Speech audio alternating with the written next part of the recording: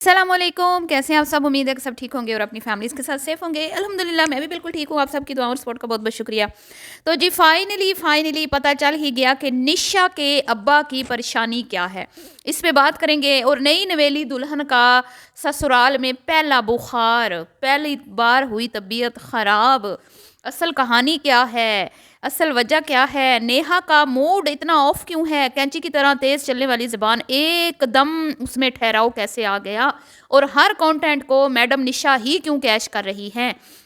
कराची में अपने जो वहाँ पे ये स्टे है इनका, उसको ये बढ़ा रही हैं, ठीक है, लंबा कर रही हैं। इसके पीछे क्या वजह है? तो वीडियो को आपने स्किप नहीं करना है, चैनल को सब्सक्राइब करना है, वीडियो को लाइक और शेयर करना ना भूलिएगा। दावत पे भी बात करेंगे। अभी जो दावत दी गई एक वो ज़ोहा ब्यूटी जो है, बहुत पुरानी यूट्यूबर हैं, बहुत अरसा हो गया उनको यूट्यूब पे काम करते हुए, और उन्होंने एक बहुत बड़ा शाउट आउट ले लिया अभी शादी की दावत करके।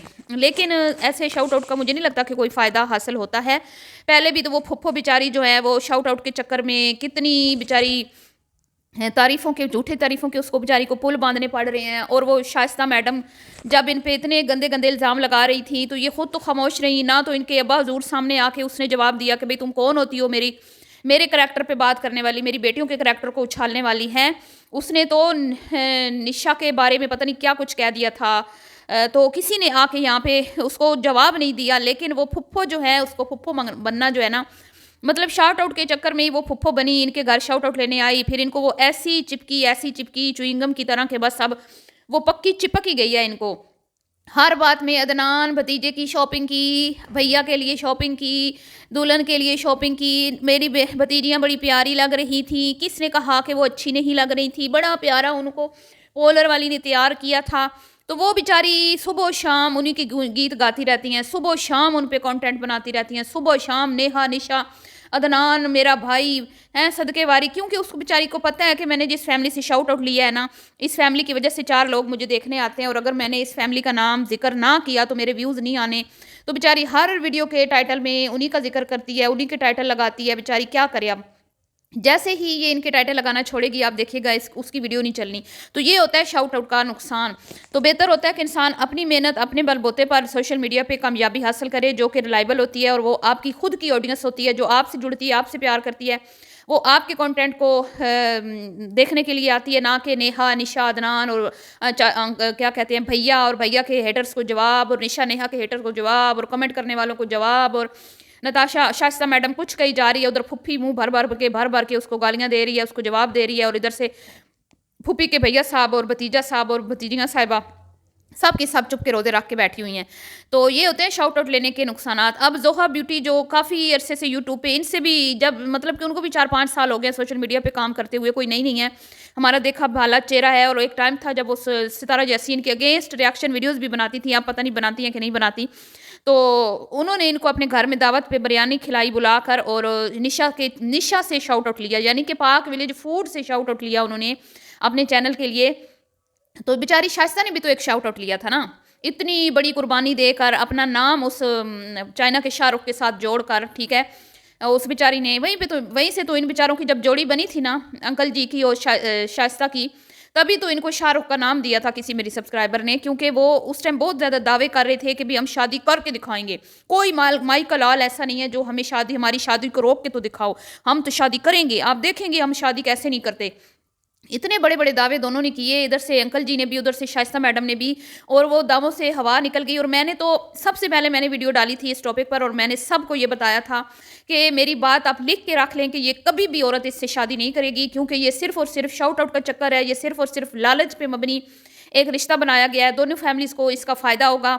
तो नेहा, निशा और अदनान और इसके अब्बा को फ़ायदा क्या हुआ कि भई वो इनके साथ जब जुड़ी रही, इनके ऊपर वीडियोज़ बनाती रही, आज मेरी बेटी आई मेरे घर, आज मेरे ससुराल वाले आए, आज ये, और फिर इस तरह इनके भी चैनल को फ़ायदा होता रहा और उसके भी व्यूज़ आते रहे।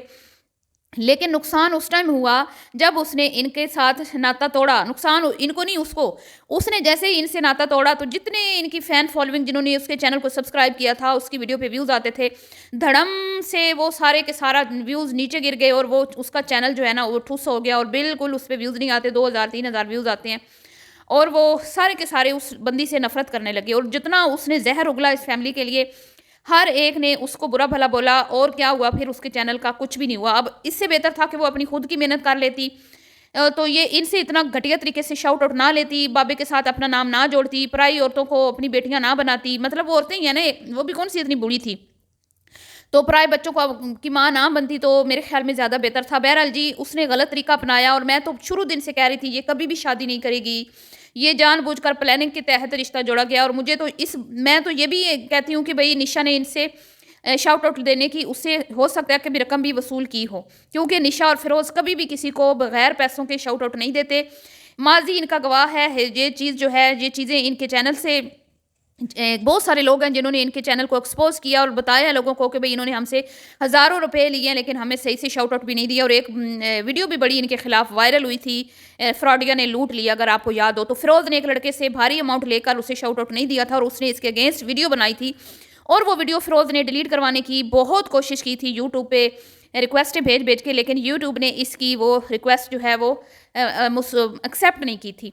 तो ये हैं इनके रियल फेस, ये फ़िरोज़ और निशा के। तो ये ज़ोहा ब्यूटी के घर जो दावत की गई है वो भी खालिस्तन शाउट आउट के लिए की गई है, कोई निशा के प्यार और अदनान की नई आने वाली दुल्हन के लिए नहीं की गई। क्योंकि निशा मैडम कह रही थी कि बस अब शादियों का दावतों का सिलसिला तो शुरू होना ही है, फिर शादी जो हुई है तो अब दावतें तो होंगी ना। तो तुम्हारी दावत तो अभी तुम्हारी भाभी की माँ ने नहीं की जब से तुम कराची में आई हुई हो, हैं? तो लोग क्या करेंगे? जिसने करना है लालच की बिना बुनियाद पे करना है, भई जिन्होंने शाउट आउट लेने हैं बस वही तुम्हारी दावतें करेंगे और किसी ने तुम्हारी दावतें नहीं करनी। तो जी, अंकल जी की परेशानी आप लोगों ने आज सुन ली। आज वैसे तो बेचारे अपने उनकी ज़ुबान उनका साथ नहीं दे रही थी। मतलब कहना कुछ और चाह रहे थे, कह कुछ और रहे थे। जब बेटी ने पूछा कि भई कैसा लग रहा है? तो कहते हैं बस पहले हम 3 थे, अब 4 हो गए हैं, तो अब 4 लोगों की ज़िम्मेदारी बेचारे अंकल के कंधों पर आन पड़ी है। पहले 3 के कपड़े धोते थे, अब 4 के धोने पड़ेंगे। पहले 3 का खाना बनाते थे, अब 4 का बनाना पड़ेगा। तो आपको तो पता ही है, नेहा के होते हुए भी अंकल साहब खुद बेचारे कपड़े धोते हैं, बेचारे खुद ही चीज़ों को क्या करते हैं कि खाने बनाते हैं। तो बहू ने कब करना है? जब बेटी नहीं करके देती तो बहू कहाँ करेगी? और फिर ज़ाहिर बात है जब बाहर से एक बंदी आ जाए और वो है भी माशाल्लाह तेज़ तराज, तो उसने तो इनका मेरे ख्याल में आते ही इनके जो है ना आते ही इनकी सांसें बंद कर दी हैं, ख़ास तौर पे नेहा और अंकल जी की। नेहा की तो हालत ख़राब हुई पड़ी है, जिसकी ज़बान कैंची की तरह चलती थी, बेचारी के मुँह से बात नहीं निकलती। इतनी कोई ख़मोश-ख़मोश लग रही है ना, मतलब कि वो नेहा लग ही नहीं रही मुझे। और ये देखें कि ये लोग तैयार होके कैसे पहुँच गए और उस जो नई नवेली दुल्हन है, वो बिल्कुल सिंपल सादे तरीके से वहाँ पे पहुँची है, जिसको तैयार होना चाहिए था, वो तो तैयार हुई नहीं। अब जी आ गया बुखार, ठीक है? अब ये बुखार है पहला वाला बुखार है। अब आगे-आगे देखें होता है क्या, ससुराल में पहला बुखार दुल्हन को हो गया और दूल्हा बेचारा बावला हुआ बैठा है। मतलब कहता है ठीक तो हो जाएगी पर अभी तो बीमार है ना, अभी तो बेचारी। और गोली तो ये पहले भी नहीं लेती थी, जब अम्मा के घर में होती थी तो अब गोली नहीं लेगी। तो इसका मतलब है कि तुम्हें सारा पता है, तुम्हारे पहले से जो है ना लंबे-चौड़े ताल्लुकात थे। तो मैंने गलत नहीं बोला था कि ये रुखसती अब हुई है और ये पहले से इतने आपस में क्लोज़ थे कि इनको एक-दूसरे की हर बात का पता है। इसीलिए ये लड़की फ़ील नहीं करवा रही थी कि मेरी रुखसती हो रही है, मतलब कि इतने ये आपस में घुल-मिल के पहले से ही रह रहे थे। इसीलिए ना लड़की रोई, ना उसने आँसू बहाए, उसको कोई टेंशन परेशानी नहीं थी कि मैं दूसरे घर जा रही हूँ, क्योंकि ये पहले से ही इतने क्लोज़ थे। तो भई अल्लाह ताला आपकी बेगम को सेहत अता फ़रमाए, हमारी दुआएँ आपके साथ हैं। मिलती हूँ जी नेक्स्ट वीडियो में, दुआओं में याद रखिएगा। अभी के लिए इतना ही, अल्लाह हाफ़िज़।